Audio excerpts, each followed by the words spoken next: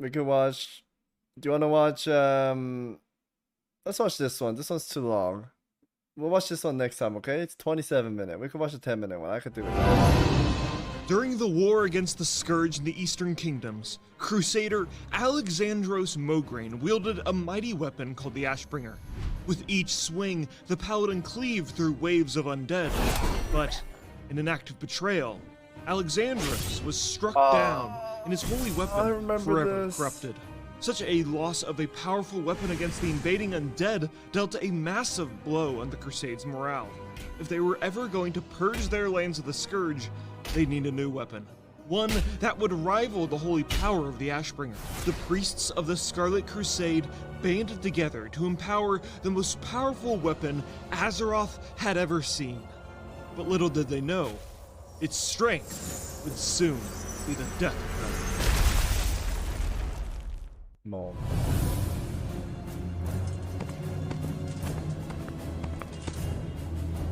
A duck walked into an apartment. He said, "Give me some chapstick and put it on my." Wow, that guy's funny, man. A duck. Oh shit! Oh shit! Oh shit! Yo, Scarlet Monastery. Oh shit! Oh, this is part crazy. Hey! These guys are heroes. Oh! Yo, what is this, Mortal Kombat? What the fuck, chat? The Scarlet Crusaders had found what they were looking Holy, for. dude, this guy's A crystal badass. empowered by pure darkness. Such an artifact would be paramount if they were ever going to create a weapon that matched the power of the Ashbringer. You see, the Ashbringer's holy powers were imbued by a similar dark crystal that was filled with the powers of the light. The violent clash of these two types of magics altered the crystal into one of pure light. With the crystal, they forged the Ashbringer. Now, the Scarlet Crusade would do the same with a similar dark crystal they obtained in the Plague Lands. For weeks, a council of 10 priests practiced the ritual to infuse the purified artifact into a weapon. With their holy powers combined, they'd develop a sanctified staff that would be integral in purging their homeland of the vile scourge. But during the moments of the staff's creation, deception intervened. Saidan Dathrohan was the leader of the Scarlet Crusade, but in reality, it was actually the Dreadlord Balnazar in disguise. He watched as the weapon was forged. It was unacceptable. If his underlings wielded such a force, it could lead to his identity being unmasked. In an act of pure malevolence, the Dreadlord interrupted the ritual with his dark magic.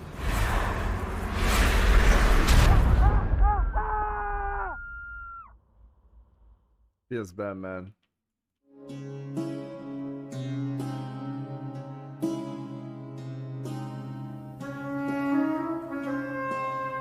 The violent explosion of holy and dark magic instantly killed the 10 priests. But when the smoke cleared, the artifact, named Light's Wrath, trembled with unstable energies. Balnazar pondered for a moment. The Dreadlord decided that he would not destroy the weapon now. Its unstable power made it less of a threat to him, and he kind of just simply wanted to see the havoc it would cause among his fanatical underlings instead. Oh, and havoc it did cause. You see, foolish members of the Scarlet Crusade would attempt to wield Light's Wrath. They'd raise the staff up into the sky, but the artifact's overwhelming power was nearly impossible to harness, and the wielder, their allies, and all surrounding undead would be ignited in an unstable blaze of holy light. The dangerous, unstable power of the weapon was something every wielder was knowledgeable of, but the enticing power of such a weapon led all of the Crusaders into a violent, agonizing death. In one recollection, Grand Inquisitor Isilin stated that at Tyr's hand the Scourge outnumbered their forces 20-1. But with Light's Wrath, all of the undead, its wielder, and many of the Scarlet Crusade soldiers were killed in a holy blast. It's a freaking suit. It's like The share few the soldiers that vengeance. somehow survived the torrent of magic were left absolutely shell-shocked. In the days that followed, these soldiers could not even dress or feed themselves without assistance after what they just saw. So let's be honest here. Did the Scarlet Crusade members kill themselves in this battle? I mean, yes, but when they ultimately kill all of their enemies in a 20-1 battle, I think those losses are acceptable. Yeah, they're winning. Such a powerful weapon caught the attention of the Kirintor mages from Dalaran, specifically the mage named Isserin, who made it his duty to secure the staff. He tried to track down the weapon to make sure it didn't fall into the wrong hands, but each time Light's Wrath killed its wielder, it didn't take long for another crazed zealot to yoink the staff and try and wield it for themselves. All across the What Plague the Lands, there were fuck? blown out craters of holy destruction from every attempt at wielding Light's Wrath. And it wasn't just used against undead either. No one expects the Scarlet Inquisition. Crusaders attempted to use the staff to purify innocent townspeople who the Scarlet Crusade thought were shit. unclean. And of course, everyone died in the process. What the fuck, dude?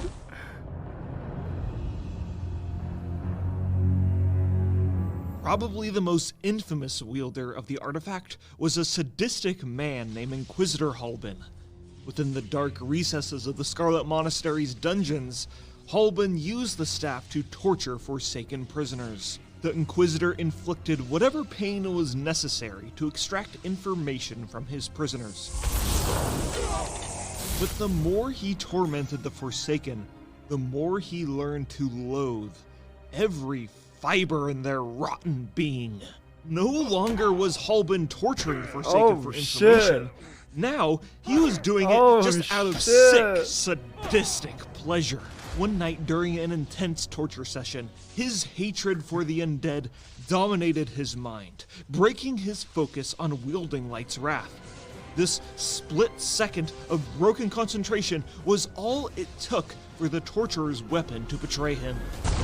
Oh, shit. Burning holy light engulfed the torture chamber. Inquisitor Halbin died a slow, painful death, and his tortured screams echoed throughout his chambers in the same roaring cacophony as his victims.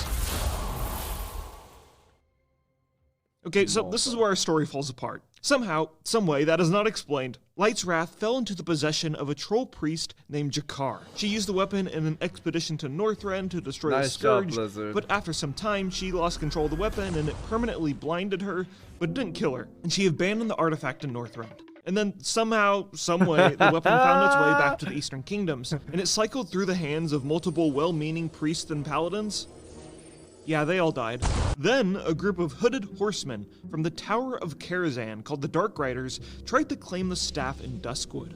But when they touched the staff, a pure wave of holy energy echoed from the weapon, and it sent them running away. And by the way, yeah, WoW copies a lot of concepts from other universes, but the Dark Riders are literally just the Nazgul from Lord of the Rings, aka the guys called the Black Riders. And like, where do you cross the line between referencing something and just blatantly copying something? Okay, anyways, back to some weird random story beats. And then somehow, some way, the staff fell into the hands of the Twilight Hammer cult, who tried to suck out all of the holy energy from the staff. But the Kirintor mage Isserin, who made it his life's mission to track down Light's Wrath, intervened.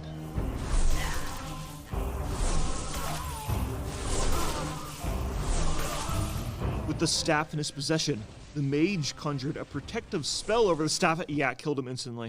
Despite this, Light's Wrath was transported to the Nexus Vault, located within the Nexus in Northrend. And this is where the player character Priest comes in. When they arrive, the Nexus is currently occupied by ethereals trying to hoard the power of the Nexus and the artifacts within the vaults. And this is the disappointing part of our story. The rest of the questline is pretty much a direct copy of the Arcane Mage questline for their artifact weapon. And the origin of Light's Wrath is only told to players through text, leaving the story totally unknown to most players. which is a shame because it's one of the most outrageous and enjoyable little stories within Warcraft. And honestly, it just gave me an excuse to talk about the Scarlet Crusade some more.